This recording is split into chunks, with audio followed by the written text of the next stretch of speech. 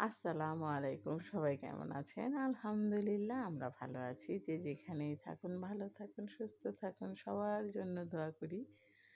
আজকে আমি শাইরি মাছের ভর্তা বানাবো। ২ পিস শাইরি মাছ নিয়েছি। আমরা জামাই বউ দুজনেই খাবো, আর বাচ্চারা খাবে না। তো তার জন্য ২ পিস নিলাম। এখন মাছ ফ্রাই করে কাটা বাছতেছি।